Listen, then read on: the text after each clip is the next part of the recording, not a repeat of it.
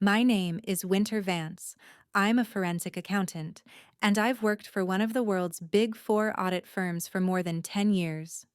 My job isn't counting money. It's exposing the tiniest discrepancies buried under mountains of financial statements. Numbers executives try to hide so they can skim and steal. I'm paid very well to trust no one and to keep absolute professional skepticism. Ironically, the one person I never put in my crosshairs was the man sleeping in my bed.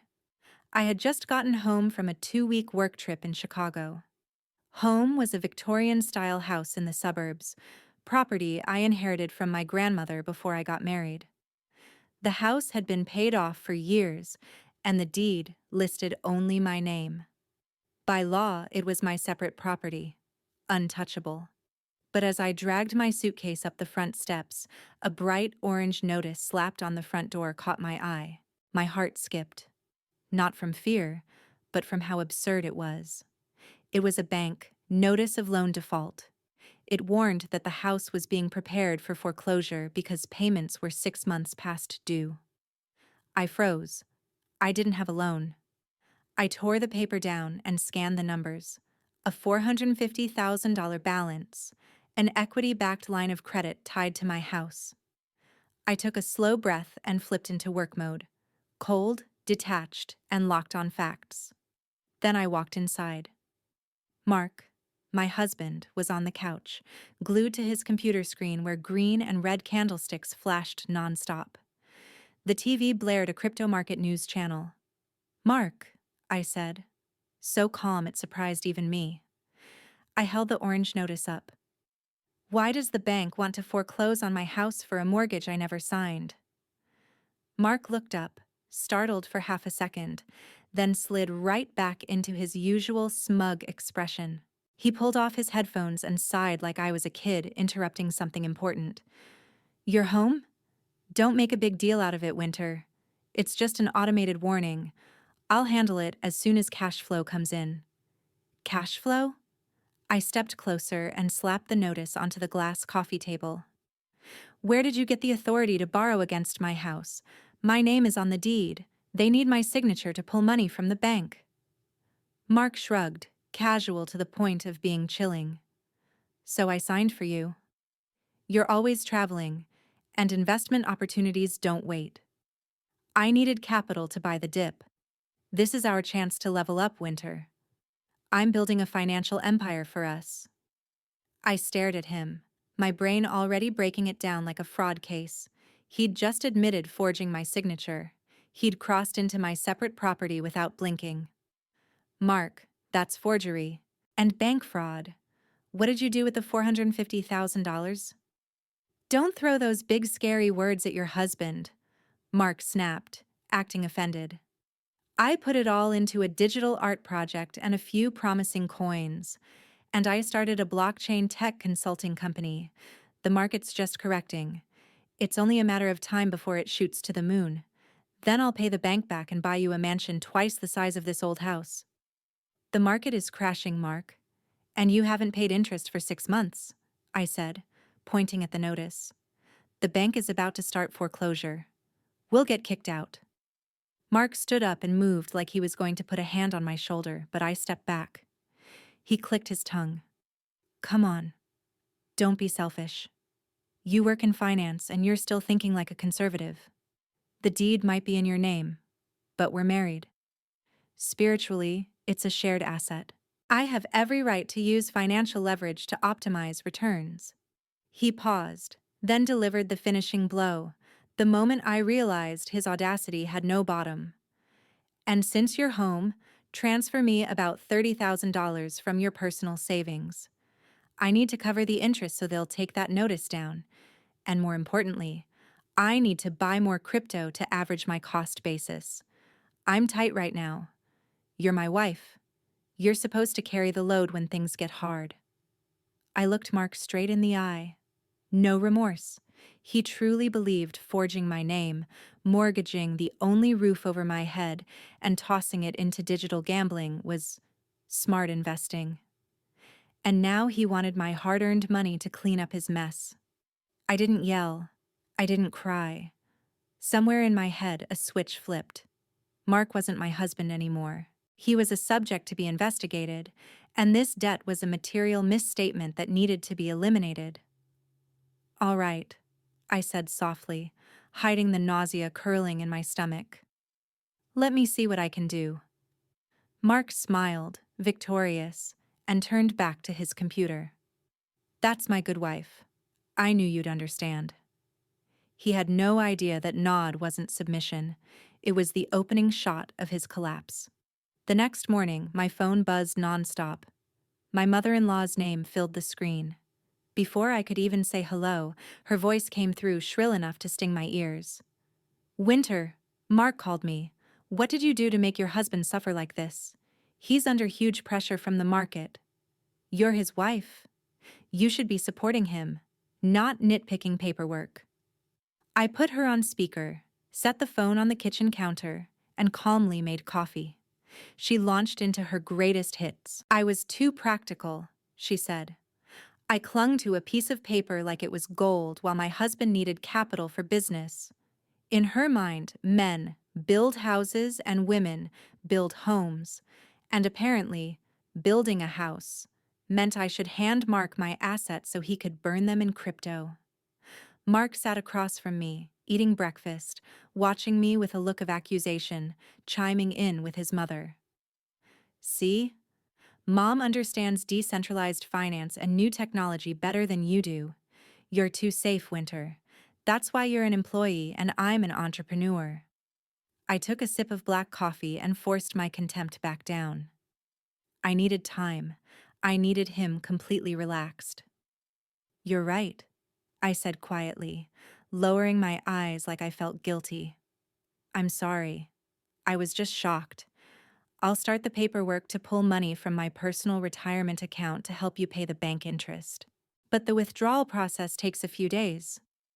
Mark's eyes lit up immediately. He patted my shoulder. "That's what I'm talking about. I knew you loved me. Don't worry.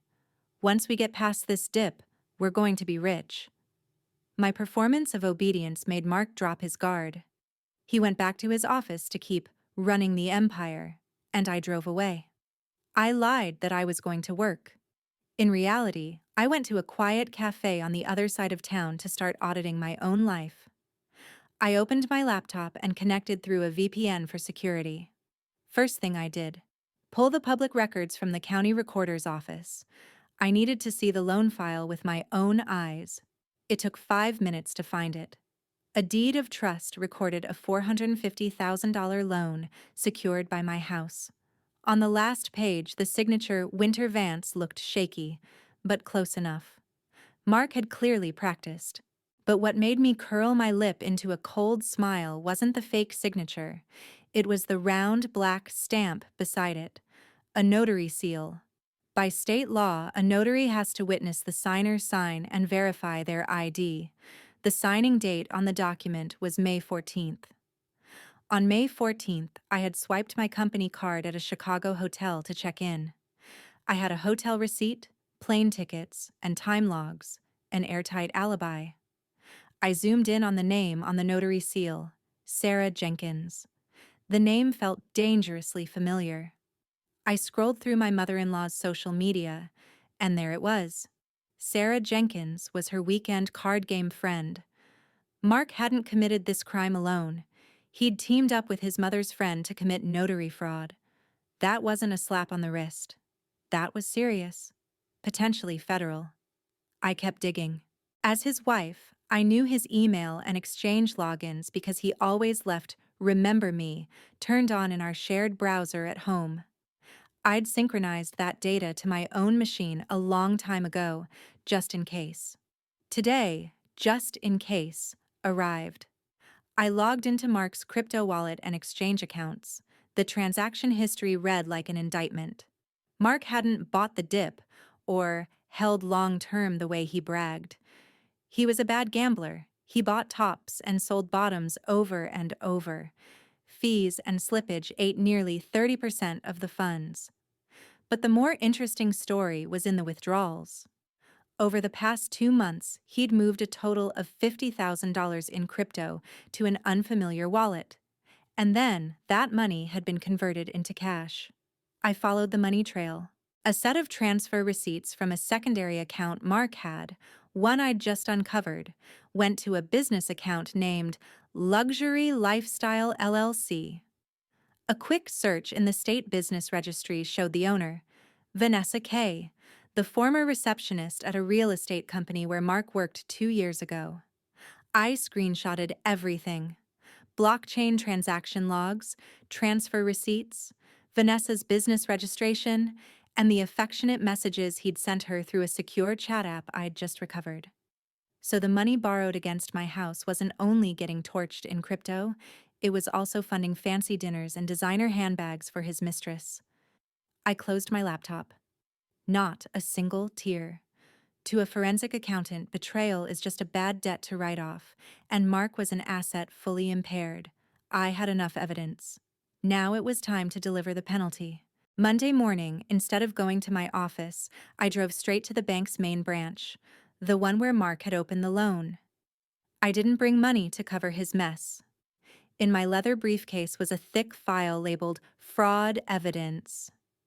I asked to meet the head of the bank's fraud department. With my forensic accounting credentials and a business card from a top audit firm, I didn't wait long before I was escorted into a private conference room. "Mrs. Vance, I see our system shows you want to bring the delinquent loan current," the director said, fingers moving over his keyboard. I set the file on the table and slid it toward him. "No," I said flatly. "I'm here to submit an affidavit of identity theft. That $450,000 loan isn't mine. The signature is forged, and the notary who certified it is an accomplice." The director went still, the polite smile evaporating. He opened the file.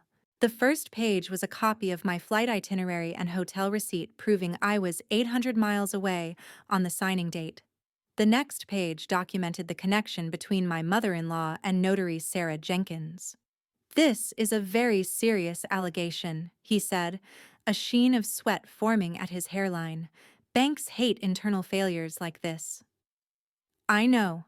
That's why I've already sent the same packet to federal investigators and to the Financial Crimes Unit this morning," I said, stretching the timeline to force action, even though my next stop was the police station. "I want this loan frozen immediately and an internal investigation opened. If my home is hit with a foreclosure filing, my attorney will sue this bank for negligence." I left the bank with a written receipt acknowledging my complaint, then drove straight to the police to file an official report. With the documentation I had, they opened a criminal case: fraud and forgery involving notarized documents. Next, finances. I called the bank that managed our joint accounts. As a co-owner, I requested an emergency freeze on all outgoing transactions due to suspected fraudulent activity. Mark's credit cards, the bill pay accounts, everything locked down.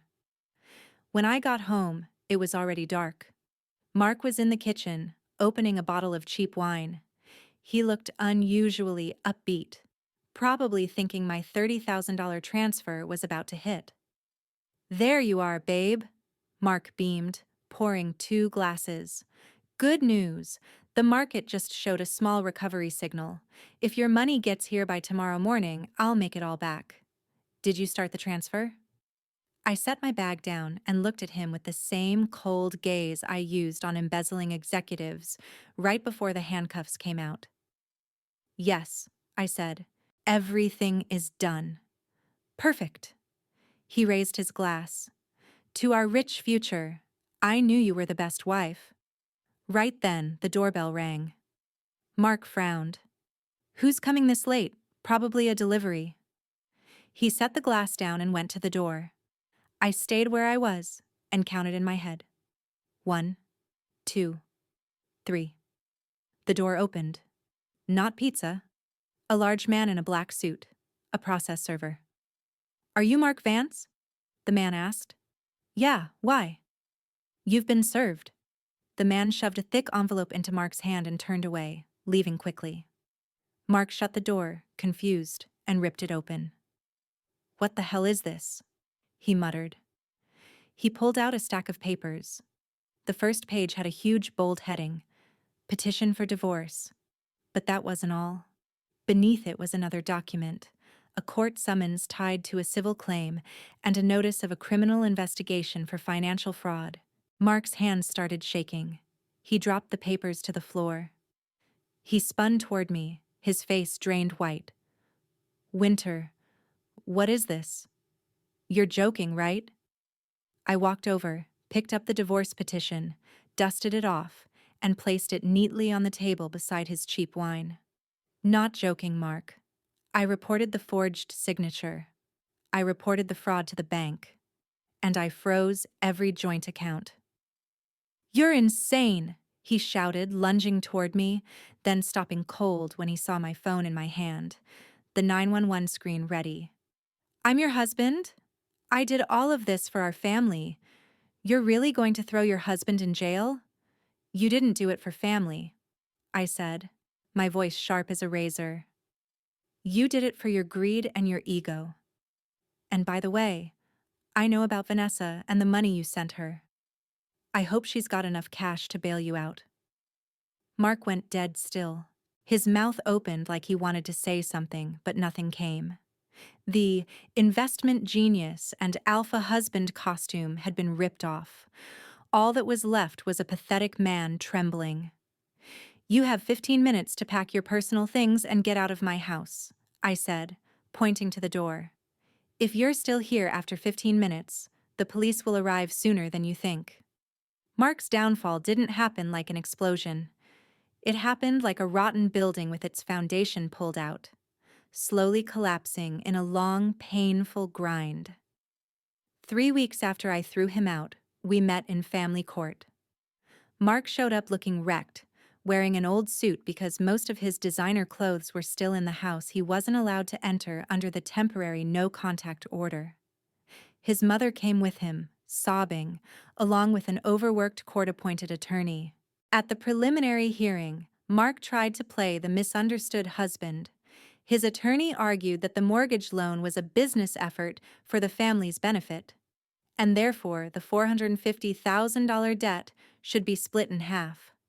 Mark even had the nerve to ask for spousal support because he'd grown accustomed to a high standard of living with me. The judge, a middle-aged woman in stern horn-rimmed glasses, flipped through the evidence packet my attorney submitted. She lingered on the police report about the forged signature and the witness statement.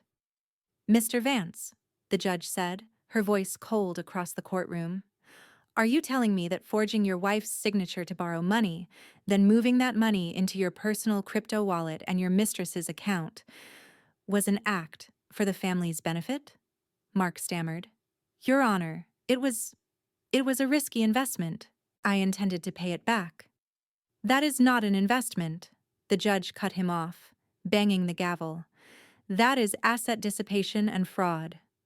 In 20 years on this bench, I have never seen audacity like this." The ruling came fast and merciless. I kept full ownership of the house. The entire $450,000 debt was deemed Mark's separate debt due to fraud. I was completely not liable. Mark's request for spousal support was denied permanently. But the divorce hearing was only the warm-up. Mark's real nightmare started when the authorities stepped in. Sarah Jenkins, my mother-in-law's card game friend, collapsed in her first police interview. In exchange for a lighter deal, she confessed to everything. Mark had begged her, and even threatened her, to stamp a notarization without witnessing the signature. Sarah lost her commission permanently and faced serious penalties. Her statement was the final nail in Mark's coffin.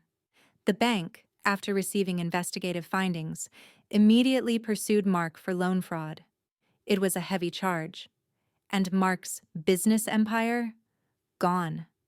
Vanessa, the mistress, proved that her love was directly proportional to Mark's account balance. The moment she learned his cards were frozen and he was facing prison time, she blocked him everywhere. Her luxury lifestyle company evaporated too, along with the last cash Mark had secretly moved. Mark called her from his mother's phone and got nothing but a disconnected message. He lost everything: wife, home, money, mistress, and reputation.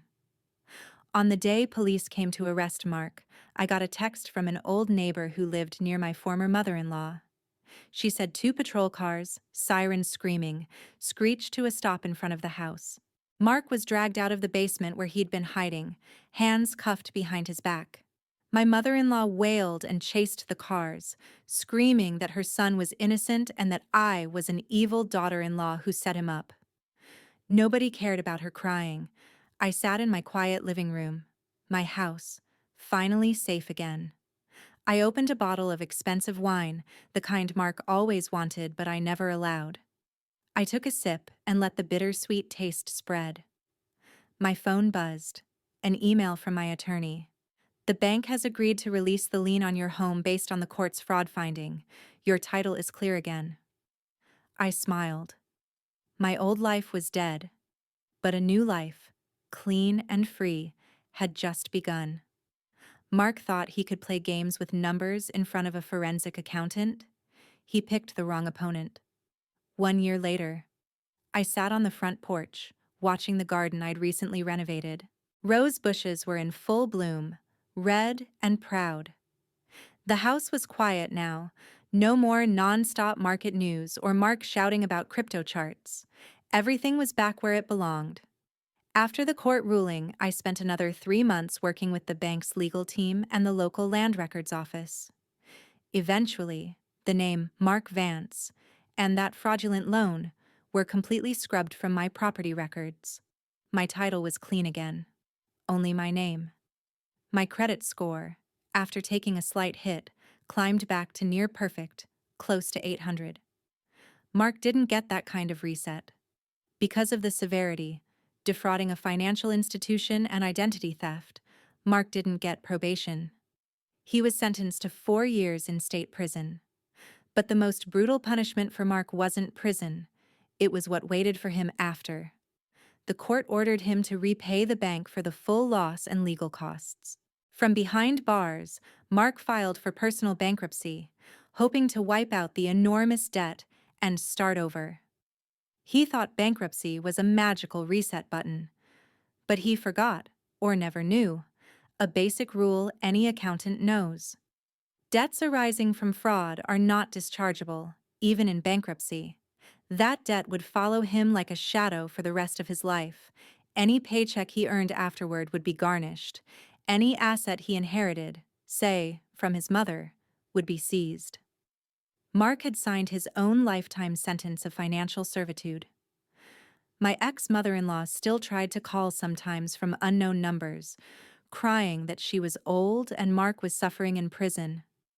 She begged me, for old times' sake, to write a letter for leniency or send money for commissary. I didn't block her. I simply changed my phone number. Silence is the cruelest and most final answer. I took a sip of tea and looked down at the stack of papers on the table. Not case files, plans for my upcoming trip through Europe, paid for with the very money I protected from Mark's greed. This story taught me an expensive lesson I'll carry for the rest of my life, not just as a forensic accountant, but as a woman. In love, we're taught to trust and share. But trust shouldn't be blind. When your instincts tell you something is wrong, listen. And more than anything, keep your financial independence. Sometimes being cold and precise, like the numbers, really is the best way to protect your own happiness. Numbers don't lie. People do. And I, Winter Vance, finally finished auditing the biggest misstatement of my life. Case closed.